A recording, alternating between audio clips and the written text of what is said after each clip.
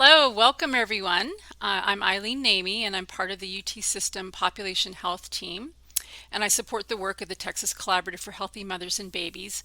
I'm very pleased to moderate today's webinar, and before I introduce the speakers, I just have a few things to cover. I want to make sure you all know that the webinar is being recorded and it will be available to you after the webinar. And you'll hear this again, but make sure at the end of the webinar, make sure to complete the evaluation. This is connected to your continuing education credits and also important for us to learn about how this worked for you all. So a few words about the platform. This is webinars on a platform called Crowdcast, and it's new to me, maybe new to many of you. It works best if you're on Chrome. If you're having any trouble, try to refresh your window and changing to Chrome if you aren't already using it. We really want to hear from you. We know this is an important topic and we're learning about just exactly what the needs are out there, and this webinar is helping us to learn more about what you all need to learn and know and what your challenges are. So at any point, please submit your questions in the Ask the Question box. It's located at the bottom of the screen. You'll be able to upvote other people's questions, and during the question and answer, I'll ask the questions that rise to the top. And your questions will help TCHMB and DSHS learn about what challenges you're facing and how we can help you going forward. You're also welcome to send in any comments in the chat box.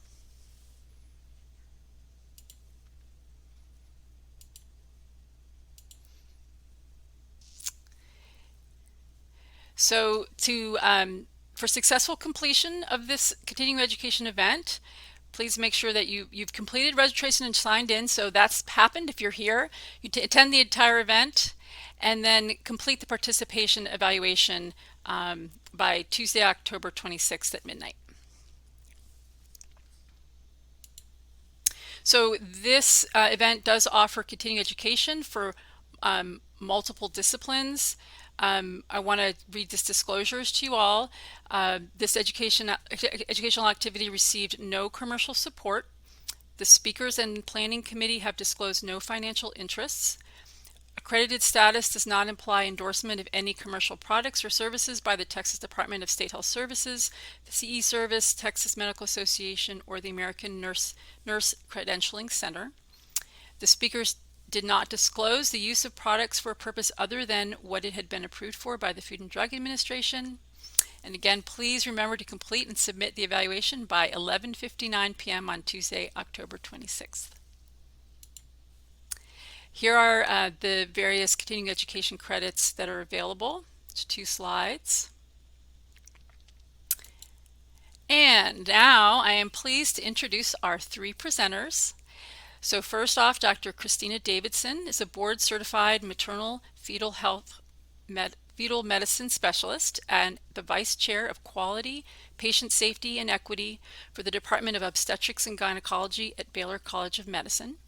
She's also the Chief Quality Officer for Obstetrics and Gynecology at Texas Children's Hospital, a co-chair of the Obstetrics Subcommittee of the Texas Collaborative for Healthy Mothers and Babies, and the Vice Chair of the Society for Maternal Fetal Medicine Patient Safety and Quality Committee. Luke Horton is the Manager of Revenue Cycle Education and Training at Texas Children's Hospital. Luke's team is responsible for training all revenue and access job roles across the organization, and he has been an EPIC trainer for 14 years and specializes in EPIC software training and e-learning development. Sean McGowan is the Ambulatory Business Manager for the Texas Children's Maternal Fetal Center. He is a native Houstonian who returned to Houston after his military service in the United States Navy. Sean has over 20 years of management and customer service experience. He began his now 11-year tenure with Texas Children's at West Campus in cardiology, pulmonary, and orthopedics as an ambulatory service representative. So now I'm pleased to hand off to Dr. Davidson. Thank you, Eileen, and thank you for having us on this webinar today. And today we are going to cover the use of real data. We're going to describe it and talk about data and quality improvement to support achievement of equitable healthcare. And we're also going to describe recommended processes and steps for collection of accurate and complete real data. And Eileen, I think you're still not muted. If you don't mind, I'm just getting a little bit of feedback as a result of that. If you could go on mute. Thank you, that's perfect. Next slide. All right, so I'm going to start with an overview of our racial and ethnic disparities in maternal and neonatal health, and then go into how can we use real data to approach that. So according to the CDC, about 700 women die each year in the United States as a result of pregnancy or its complications. Native American and Alaska Native women and Black women are more likely to die from a pregnancy-related cause than are white women. In fact, Black women are 3 to 4 times more likely to die of pregnancy-related death as compared to white women, and this is independent of education, income, and comorbidities. In fact, when you look at this graph on the bottom, you see the pregnancy mortality ratio broken up between level of education, and you can see that Black women with at least a college degree are 5 times as likely to die from pregnancy-related complications as compared to white women with a similar education. Non-Hispanic Black women with graduate degrees have higher rates of severe maternal morbidity than non-Hispanic white women who never graduated from high school. Next slide. And we see the same trends in our national statistics for infant mortality rates. Infant mortality also varies by race. In the United States, Black newborns die at 2 to 3 times the rate of white newborns. When looking at infant mortality rates by race and ethnicity in the US from 2017 to 2018, infants of non-Hispanic Black women had the highest mortality rate at 10.7. Next slide. And then when we look at severe maternal morbidity, we see similar trends. This is the morbidity in Texas by race and ethnicity. And morbidity as a general concept is the complications or the unintended consequences of the process of labor and delivery.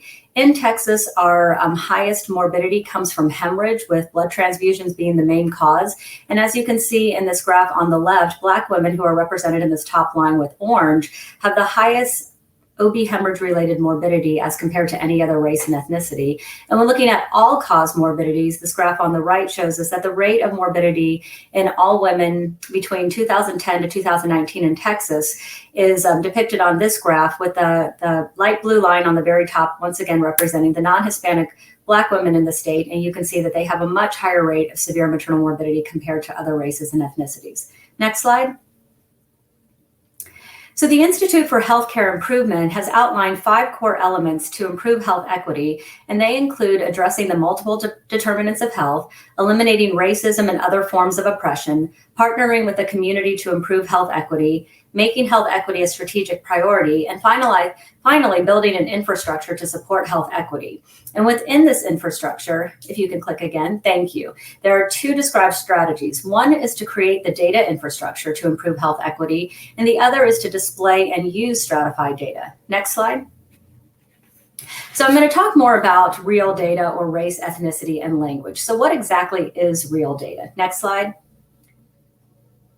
There are 2 kind of separate processes that we can think of as the life cycle of real data. And the first process is how to collect it and validate it. And Luke and Sean are going to go into more detail on that later. But I'm going to start with the second process, actually, in terms of talking about how we can use it in quality improvement projects, how we can identify a metric to stratify, and how we can represent that data visually. Next slide. The Office of Management and Budget actually developed standardized categories for race and ethnicity back in the 1990s. And as a result, many healthcare organizations adopted these categories. Additionally, they adopted them because for race and ethnicity, they're included in all electronic health records.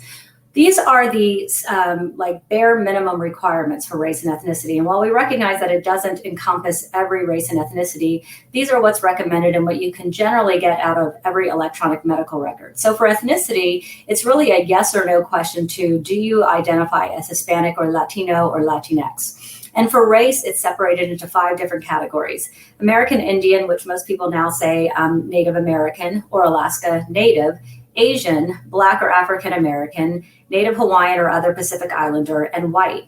And if you're going to combine the categories, you can get this combination that you see in the far right column.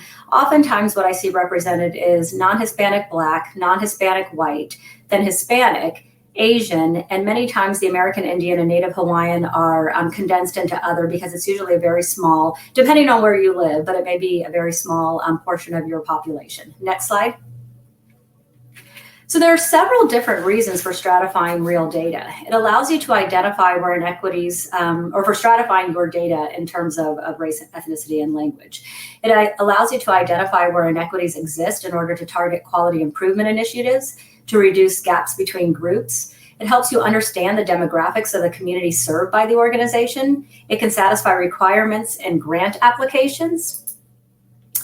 It better aligns the healthcare workforce composition with the community served. It helps you meet contractual compliance obligations, and it allows you to provide and manage interpreter services at your organization. Next slide. So I'm sure everyone has seen this before. This is the model for improvement from the Institute for Healthcare Improvement. And the plan, do, study, act cycles are always described in terms of trying to answer three main questions. What are we trying to accomplish?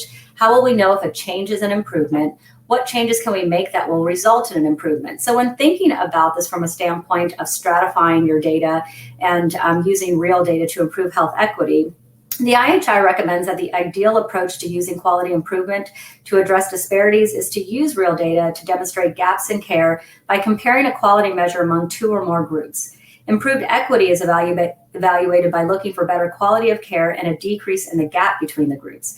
And this approach is impossible to do if you don't have high quality real data. Fast deployment of stratified data for one strategic measure versus waiting on developing an entire stratified dashboard actually allows the organization to learn and understand aspects of equity in practice. And this approach supports the IHI's current recommendation, which is that organizations should gain experience to improving equity by applying an equity lens to already existing improvement projects. So rather than trying to go off and start a whole new project and figure out how to improve your disparities or reduce your disparities and improve health equity, you just apply this lens to every project that you're working with. And so if you go through these three questions and think, what are we trying to accomplish? Well, you can provide organizational leaders with strategic measures that are stratified by race, ethnicity, and language to reveal disparities that can be reduced or eliminated to improve care. And the stratified data will help the organization identify those inequities and then inform action and improve overall performance. And again, you can just take one strategic measure that the organization wants to improve and then use that to provide stratified data to identify opportunities for improvement. Next slide. You can do this with any of the quality measures. So here you see the 5 domains of quality. We think of our quality measures as broken up into structure, process, and outcome measures. And there's also patient experience and access. And depending on what area of the organization you're working in, you can take any one of the quality measures that you're looking at in these areas and use it to stratify by race, ethnicity, and language. Next slide. So I'm going to walk through a case study at my hospital, at Texas Children's Hospital Pavilion for Women, and just describe what our approach was to using real data to improve patient outcomes. Next slide. Just to describe our hospital a little bit, the Pavilion for Women, which I usually will just refer to as the Pavilion going forward, it's a level 4 maternal and neonatal hospital located in the Texas Medical Center. We have approximately 6,500 deliveries per year, and we have 24/7 in-house coverage by OB-GYN hospitalists, critical care medicine, and our Baylor College of Medicine residents. Our demographic makeup is that our patients are approximately 38% Hispanic, 34% non-Hispanic white, 20% non-Hispanic Black, 8% Asian or other, approximately 40% Medicaid, and about 10% whose preferred language is something other than English. Next. So we implemented the OB hemorrhage bundle, as did almost every hospital in the state of Texas, and going through the Texas AIM Hemorrhage Bundle Implementation Initiative that began back in late 2018, going into early 2019. This bundle probably looks, the slide probably looks very familiar to you.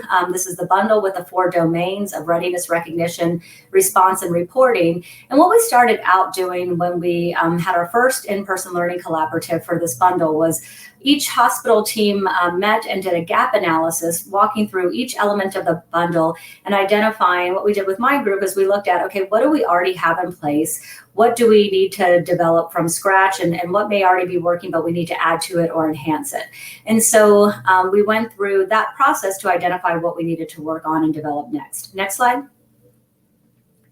And as we were going through this, the Texas goal was to reduce severe maternal morbidity from hemorrhage by 25%, with the Texas baseline at that time of being about 30% morbidity among hemorrhage. And so Texas, the Texas AIM project, gave hospitals their severe maternal morbidity rates because these rates are based off of administrative coding data. And so these are ICD-10 codes. There are 21 different indicators identified by the CDC that can be used to classify a delivery admission as having a severe maternal morbidity. Again, hemorrhage is the most common of the morbidities, with a delivery code that corresponds with that mostly being transfusion.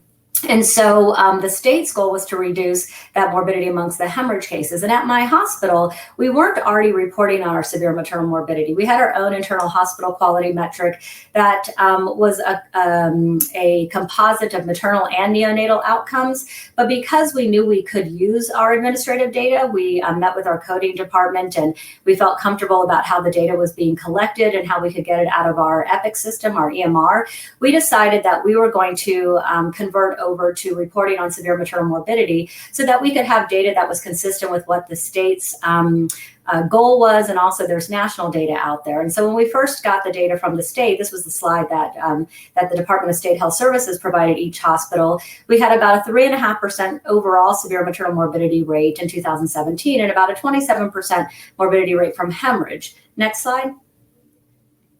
So just to define what those rates actually, how you calculate those rates, severe maternal morbidity, the numerator, well, I should say the denominator is all delivery admissions. And then the numerator is any delivery admission that had one of the 21 CDC codes that indicates a severe maternal morbidity, with those including things like sepsis, blood transfusion, eclampsia, disseminated intravascular coagulation, shock. And so there's a list of others. And then morbidity specifically from hemorrhage, so SMM hemorrhage, is the denominator changes. It's the delivery admissions that had a hemorrhage diagnosis. So those are diagnoses of hemorrhage or placenta previa, or other conditions that are associated with hemorrhage. And then the numerator is any delivery admission, any one of those that actually had a severe maternal morbidity. Next slide.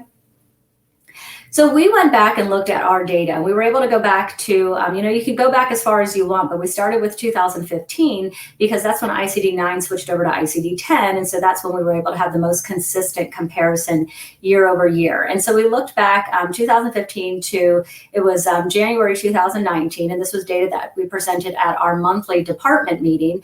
And we showed our overall severe maternal morbidity rates and let everybody know that we were going to be converting to using this metric to share our progress as we move through the AIM hemorrhage bundle implementation. And we can see that over the years, our rate in this top line, our overall morbidity rate, ranged between about 3 to 4%, with transfusions largely driving that. But it didn't look like there was a lot of variability to this. Next slide. Well, one of the things we decided very early on in this was that we wanted to overlay the patient safety bundle on reduction of peripartum racial and ethnic disparities on top of the work that we were doing with hemorrhage. AIM is actually now going through a lot of work to add this as a fifth R to every bundle and incorporate all of these elements throughout every bundle. And so this is something that will just kind of be standardized going forward. And it's something that Texas AIM is doing with hypertension. But when we were doing hemorrhage, it was kind of still considered, it was almost looked at as a standalone bundle, and that's not how it was intended. And so we decided to apply these principles as we were working through hemorrhage. And one of the things we did here in the reporting and system learning is where you see this arrow, is where it talks about developing a disparities dashboard that monitors process and outcome metrics stratified by race and ethnicity, with regular dissemination of the stratified performance data to staff and leadership. So we decided we were going to stratify our overall morbidity and our morbidity from hemorrhage by race, ethnicity, and language, and present this to the monthly department meetings. Next slide.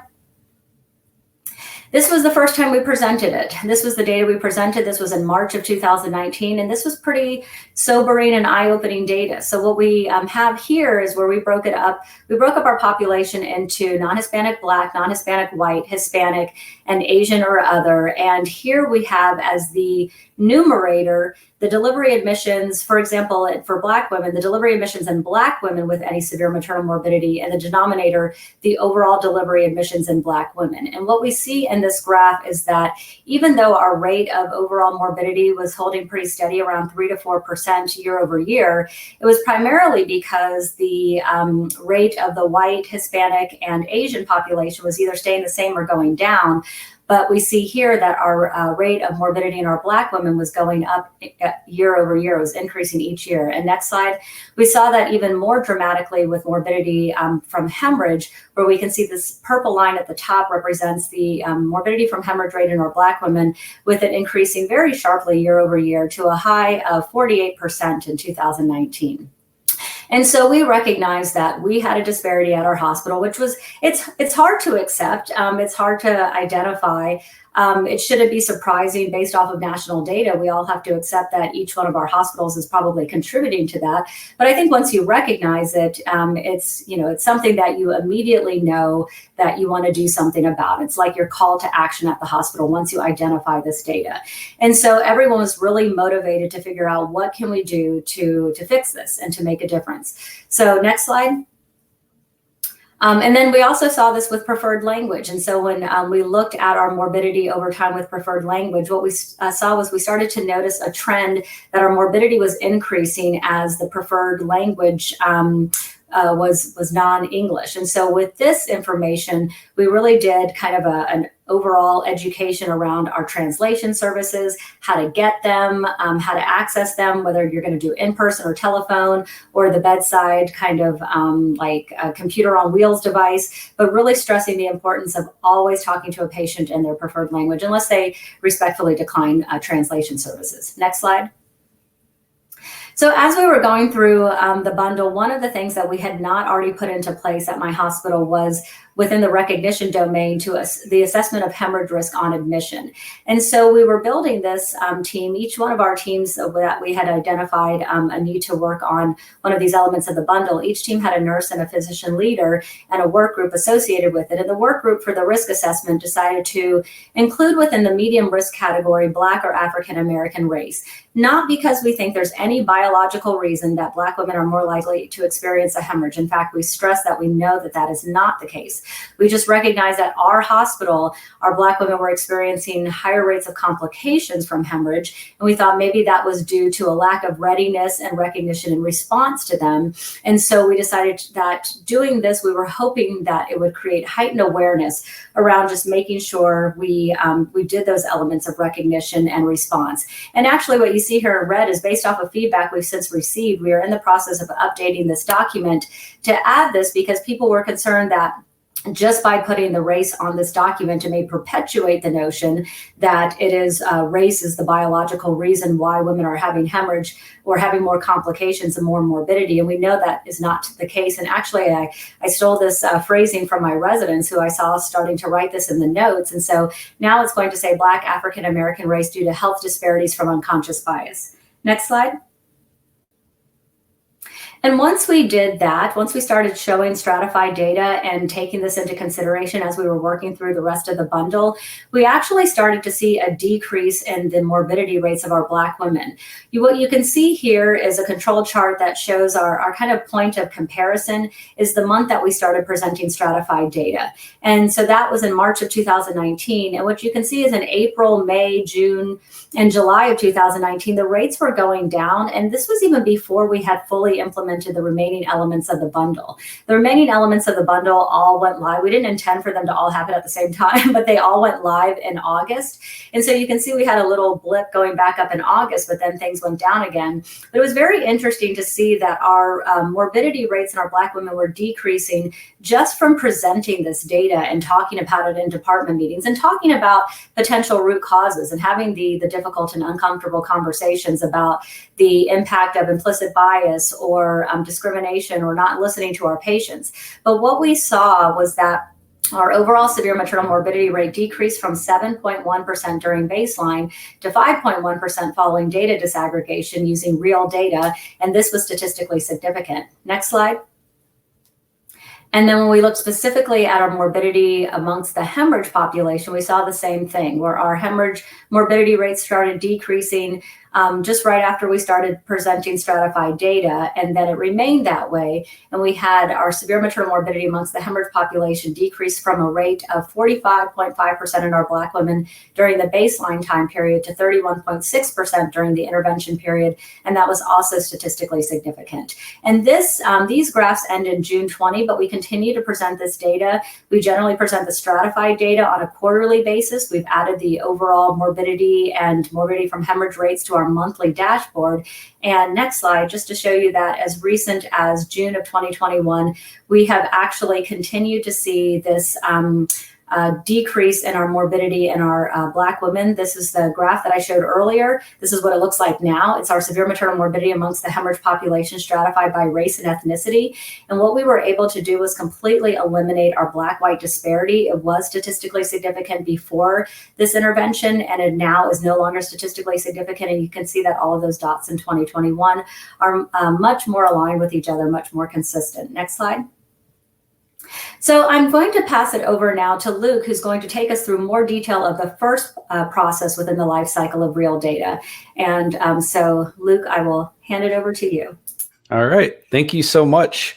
Wow, data is very powerful. And so my team is responsible, if you missed the introduction, my team is responsible for all revenue and access training as it relates to the EMR. And here at Texas Children's, we use Epic. So our team is responsible for training the schedulers, the front desk staff, admission staff, and then the billing office staff as well. We have a 2-week course that everyone takes when they're a new hire. And for the first 3 days of that course, we concentrate on registration and registering the patient. And race and ethnicity and preferred language is one of our lessons that we do train on. So we'll talk about that and see some of the slides. I'll go directly into Epic. So next slide, please.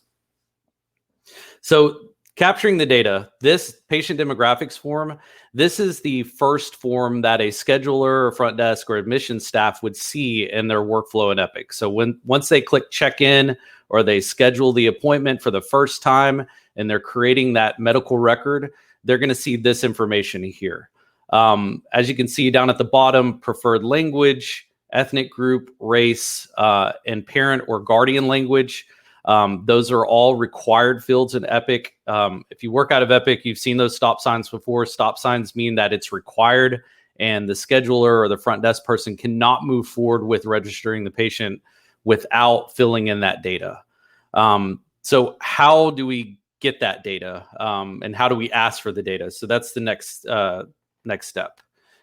So we simply tell them not to make assumptions, not to, especially if the patient's in person at the front desk.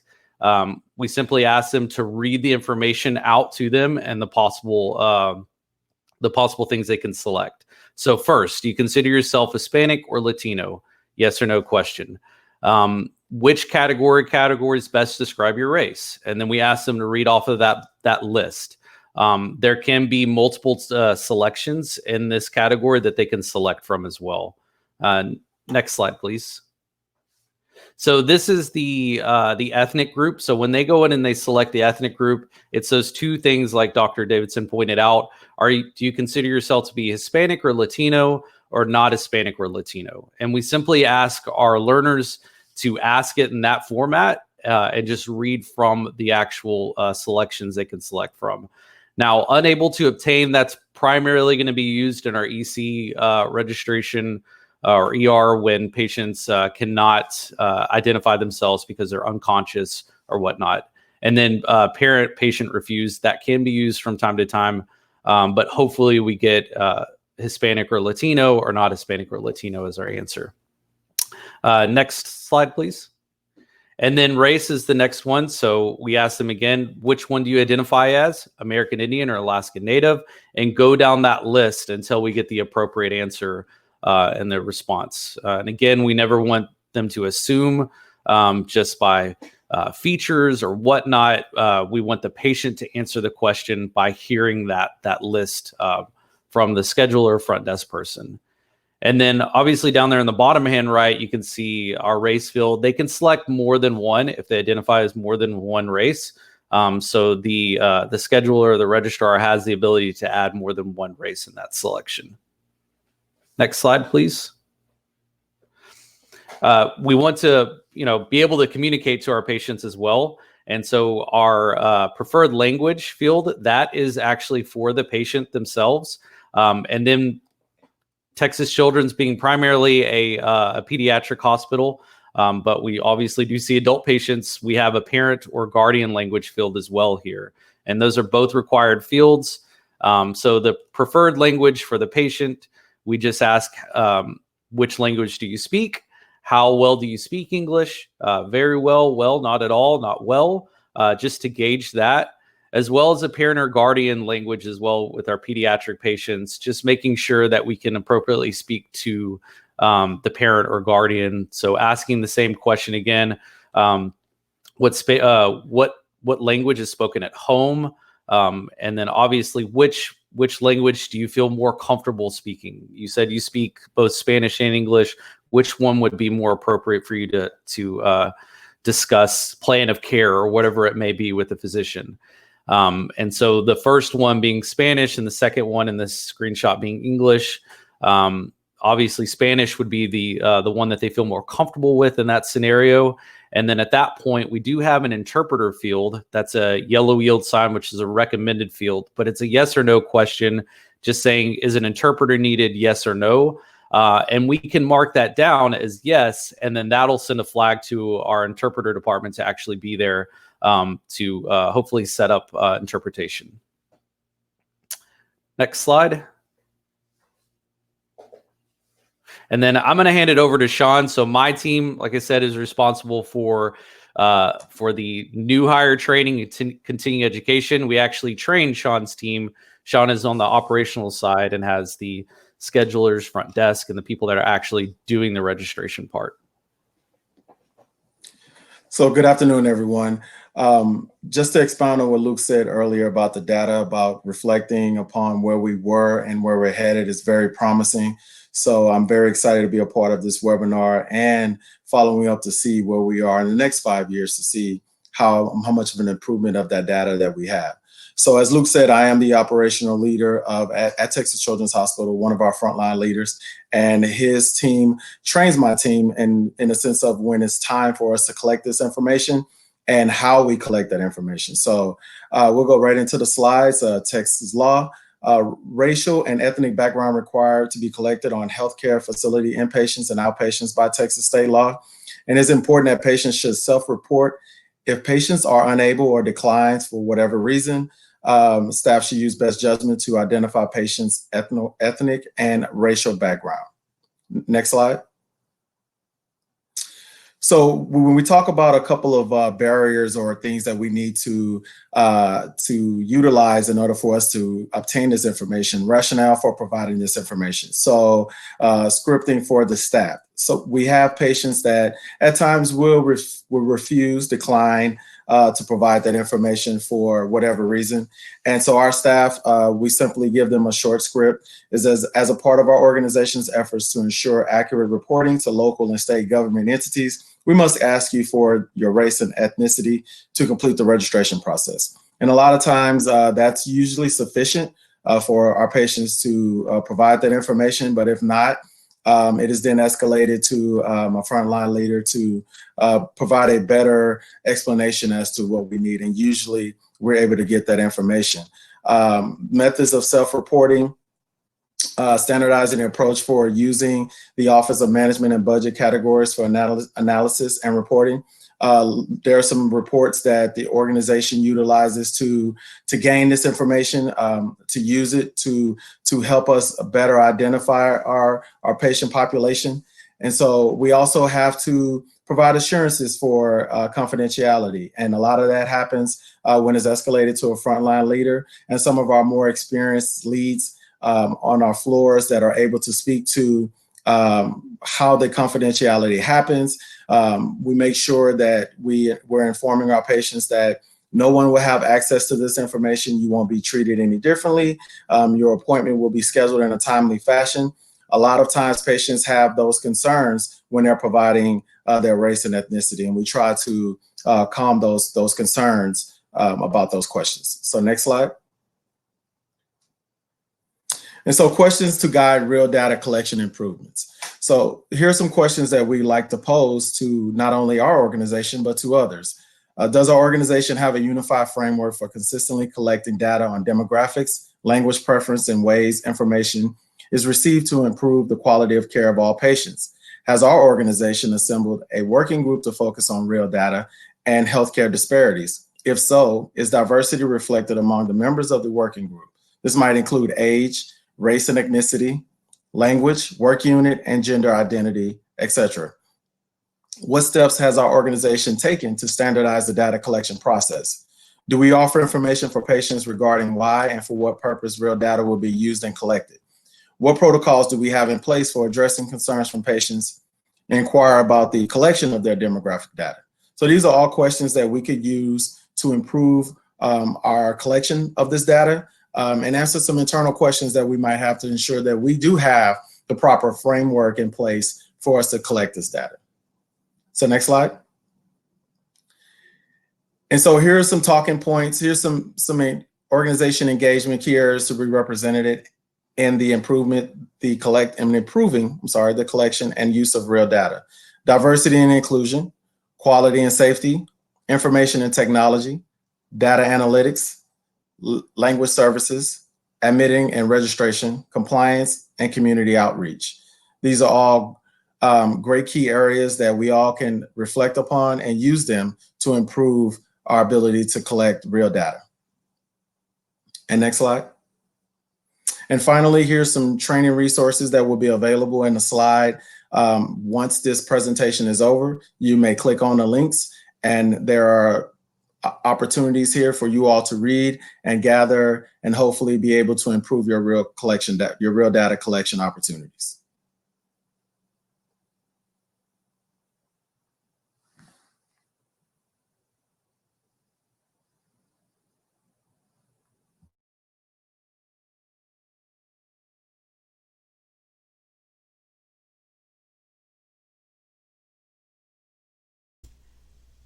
Okay, thanks everyone. I think, there I am.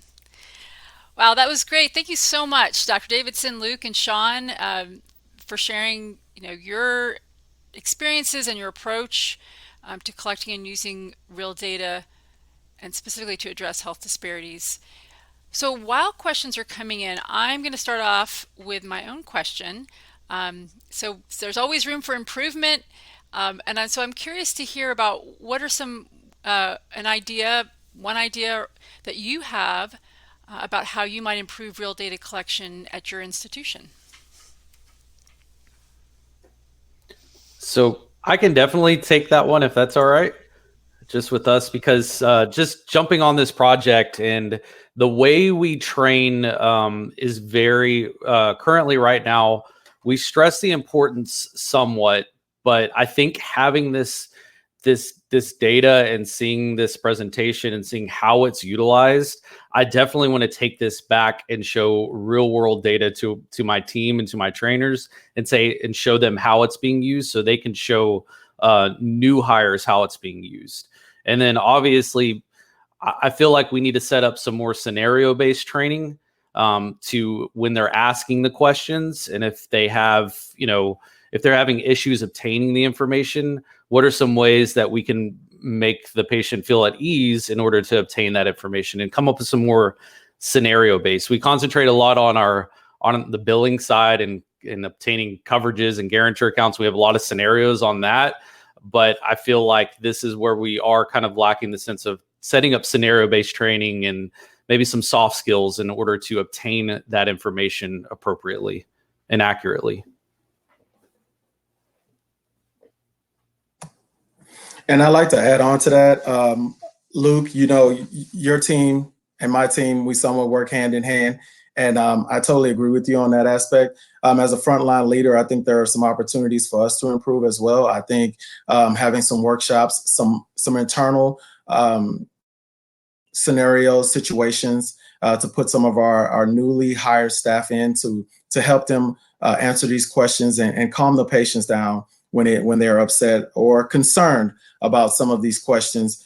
We didn't dig into too much of a detail, but there are definitely scenarios that we encounter with some of our patients that truly decline to offer what their race and ethnicity is because they think that they will be treated differently. They think that their appointment might be pushed down the road a little bit.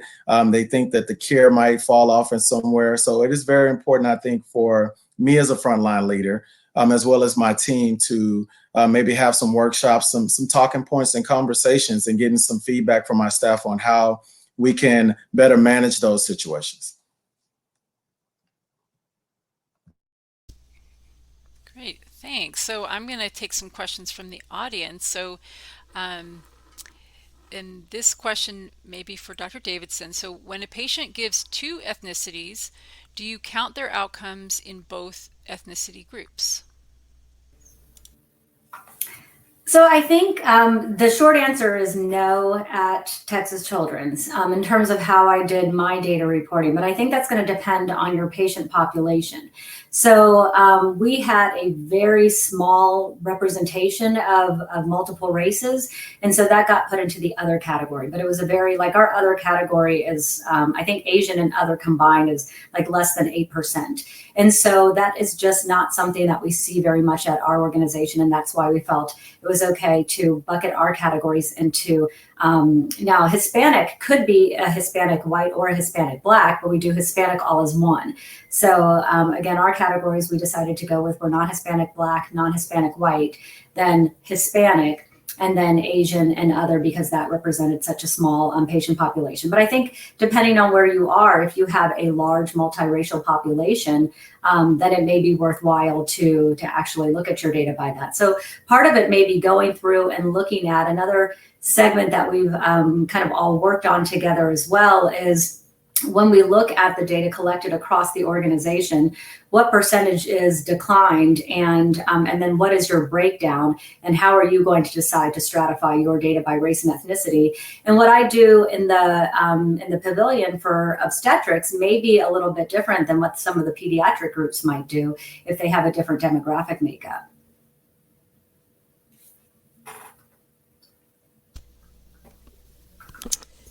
So thanks. So, and one more question. So this is, the question is, how do you validate your data collection? I think this may be for Luke or Sean to talk a little bit about. Are there ways in which you all validate the real data collection?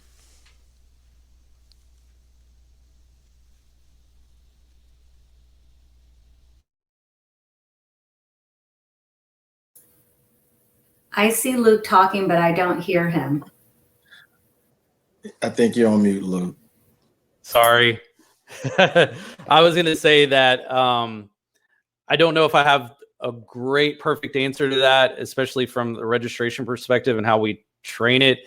It's really all on what we're given from the patient. That's really what the validation is what the patient gives us.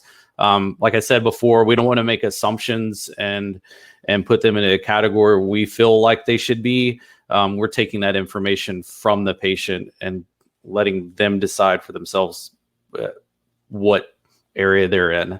I think that, is the data validation really from that perspective, or is it like validating like that we have the data on the reporting side and like validating that data? Well, one of the things that I have seen described within the IHI framework is that they will, the way they describe data validation is that you could go back and take like a random sample of your patients and call them and just make sure and ask them again and make sure, you know, what is your race and ethnicity, and is it correct in terms of what we have in here? And I think, so as far as I know, we do not do that at Texas Children's. That is one approach to do. I think that's a good way of validating, making sure that you're not just looking at a patient and making a determination. For a large part, as Luke and Sean described, most of this information is obtained over the phone. So anyone who does not, has not already been in the system, like for example, if a pregnant woman is transferred to our hospital and she's never been in our system before, then that information is going to be obtained in person at the time she arrives to the hospital. And so there's always the potential to make assumptions in that scenario. And so that's where data validation is important and where it comes into play. But because we get most of our information over the phone and it's given to us directly from the patient, I don't know, as far as I know, we do not go back and try to validate it afterwards. So we don't necessarily go back and validate it, but after this meeting, this webinar, I feel like that there is opportunity at our front desk as we're verifying photo identification, insurance information.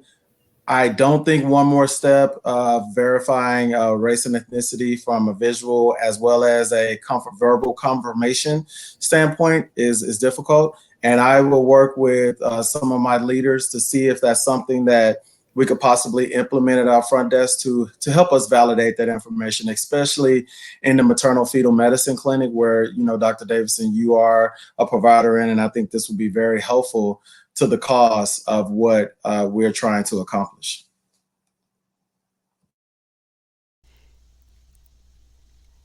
So we have a few more questions that have come in. So for patients who answer Hispanic or Latino, do you find that there's a significant amount who decline to answer for race?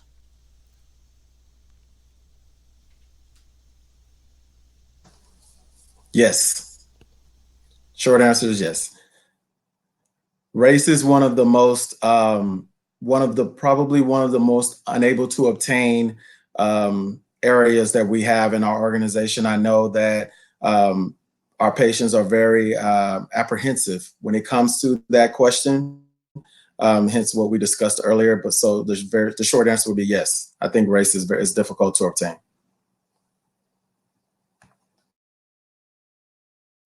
And I would also add to that in terms of when we were meeting together internally within our organization and preparing for this webinar, one of the other people who was part of the meeting actually said that in being Latino himself, was saying that once you start asking, you know, what race are you? He said some Latino people don't identify that way. They don't consider themselves black or white or something. And so that was another, and I don't know if the person who asked the question maybe wants to put additional information in terms of kind of what prompted that question so that we can learn more as well. But what we did learn is that sometimes that's a difficult question to answer because that's not how the patients actually identify. And I think too, the other thing I would add here is I think race and ethnicity, like, you know, a lot of times historically, I feel we may have used them interchangeably and people may not really even truly understand what the difference is in one versus the other. I'm going to admit it's only been probably in the last 5 years that I've truly fully grasped the concept myself because it just didn't really come up much. And there's actually a medical student course that I facilitate that talks about race and ethnicity. And when I did it this year, it's something I've been doing for the last few years. And when I did it this year, it's a small group session of about 10 to 12 students. And I asked them if they felt comfortable with it, if we could go around the room and introduce ourselves and say what our race and ethnicity and our pronouns were. And so I started with my introduction and I said, I'm a non-Hispanic Black woman and, you know, I'm she, her, hers. And when I passed it on to the next person, he was like, I'm going to be honest, I'm kind of embarrassed to say this, but what is the difference between race and ethnicity? And so and these are, you know, first year medical students. And so I went through it with them and they were like, oh, okay. And so they all went through the room and did that. And I have often been asked what I was. In fact, that's usually the question that I get. Like growing up, people would just say, what are you? Or, you know, where are you from? And I think when people look at me, they don't automatically know that I identify as non-Hispanic Black. And just a few days ago, one of the nurses at the Pavilion, it was a Black woman, asked me what ethnicity I identify with. And I knew what she was getting at because I just, you know, I'm used to getting that question, but she asked it a different way than what, you know, I'm usually used to getting, which is, what are you? But my technical response back to her would have been, you know, when she said, what ethnicity do you identify as? My response should have been non-Hispanic, but I knew she was just wondering if I was Black or, you know, something like that. And so I said, I'm Black. And she was like, oh, okay, that's what I thought. And so I think even when we ask the question, we don't know exactly what we're asking sometimes without the training that Luke's group does. But, you know, for us that didn't go through that training, I think sometimes it's a more abstract concept than I'm realizing that it's been more abstract in the past to a lot of people until you really go through needing to use this data on a regular basis.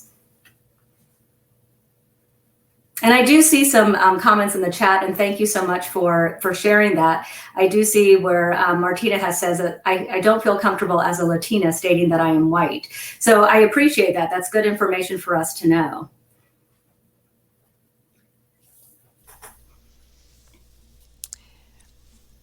That is a topic that is brought up in every single registration training that we have, especially with Hispanic identifying as a nationality. So the comment that identifying as Mexican, Puerto Rican, that is a common theme in our classes that people bring up, that are Hispanic is a nationality.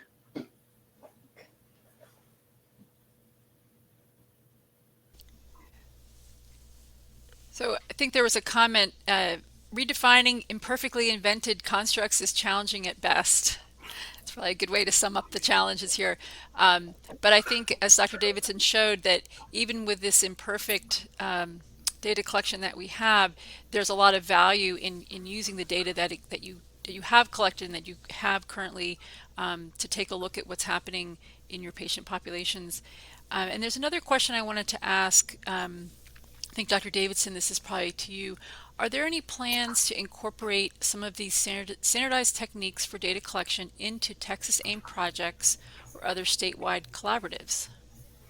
Yes, that's actually already happening. And so, like I said, it was something that we just decided to do as a hospital when we did hemorrhage.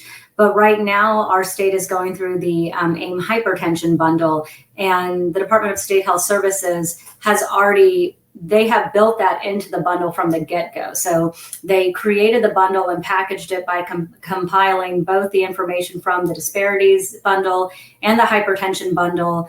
All of the data that they are asking for is to be stratified by race and ethnicity. And so that was another motivation behind this webinar as well, because there's also a neonatal admission temperature project that's going on through the Texas Collaborative for Healthy Mothers and Babies with the neonatal committee. And that data is also being requested by race and ethnicity. And, you know, we're learning that not everybody knows how to get that data or may think that it's not there. And it actually does live somewhere in your EMR. It's just a matter of figuring out how to find it and how to use it. I was just very fortunate that when I decided I wanted to do this at my hospital, I have a data specialist on my quality team that just automatically knew how to do that. And so I was very fortunate in that regard, but I don't think that's always going to be the case at every hospital. And I think that's the importance of what Sean and Luke walked us through is this is actually recorded or required by Texas law. It's in your EMR somewhere. It's just a matter of, does someone know how to get to it and pull it out? And so by incorporating and just building it into all quality projects going forward, statewide or local at your hospital, I think that's where we really have the opportunity to identify these things. Then I think the tough work is, you know, I'm the first to admit I may have just gotten lucky with the hemorrhage data. And, you know, will the same approach work for every project? There's actually a tool that someone shared with me recently from, I think it's Children's Seattle Hospital. It's called an equity impact assessment.